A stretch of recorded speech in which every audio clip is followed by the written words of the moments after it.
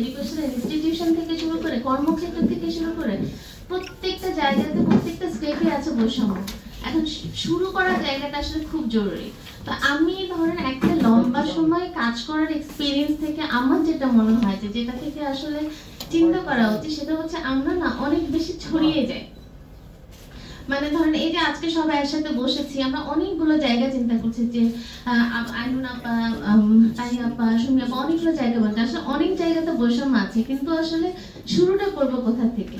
তো আমার সেই জায়গাটা থেকে মনে হয় কি যে প্রত্যেক বছর আমাদের একটা করে ইস্যু চিন্তা করা উচিত, এবং সে একটা করে ইস্যু চিন্তা করে নিয়ে সবাই একদম গভর্নমেন্ট ইনস্টিটিউশন থেকে শুরু করে যতগুলো অ্যাকশন ওরিয়েন্টেড সংস্থা আছে প্রত্যেকে আসলে ওই ইস্যুটা নিয়ে এক সমস্যার একসাথে কাজ করা উচিত।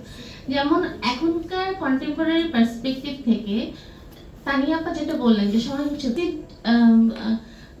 ছুঁড়ে মারা যে প্রবণতাটা ভীষণ রকম স্প্রেড আউট করেছিল, এবং তখন কিন্তু সবাই একই টোনে একই অ্যাকশনে অ্যাসিড এই থ্রো করার বিষয়টাকে নিয়ে কিন্তু কাজ করেছিল।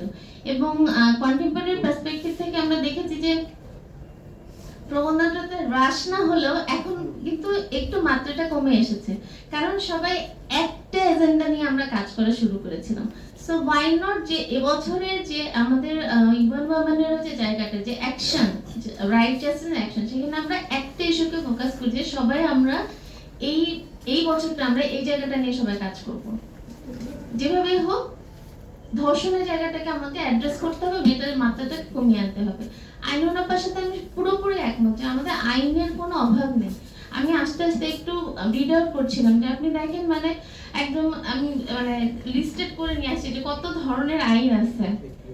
নারী ও শিশু নির্যাতন দমন আইন, পারিবারিক সহিংসতা আইন, যৌতুক নিরোধ আইন, বাল্য বিয়ের আইন, পারিবারিক আদালত আইন, অ্যাসিড অপরাধ আইন, তারপরে হচ্ছে যৌন হয়রানি প্রতিরোধ আইন, মানে অসংখ্য আইনের আমাদের কোনো অভাব নেই, কিন্তু সমস্যাটা হচ্ছে অ্যাকশনের জায়গাটা থেকে। তো এই জন্য আমার কাছে মনে হয় যে একটা জায়গা থেকে শুরু করে নিয়ে তারপর ধীরে ধীরে অন্যান্য জায়গাটাতে যাওয়া উচিত। তো এবারের একটা চিন্তা জায়গা হতে পারে যে ধর্ষণ নিয়ে আমরা সবাই একই সাথে কাজ করা। আর তার সাথে সাথে আপা যে জায়গাটা বলছিলেন সেটা হচ্ছে যে পরিবার, কারণ পরিবার এমন একটা জায়গা যেখানে আসলে বৈষম্যের বলা যায় যে একটা সূতিকাঘাত, এবং এখান থেকে আসলে জিনিসটাকে লার্ন করছি এবং সেটাকে আসলে আমরা স্প্রেড আউট করছি।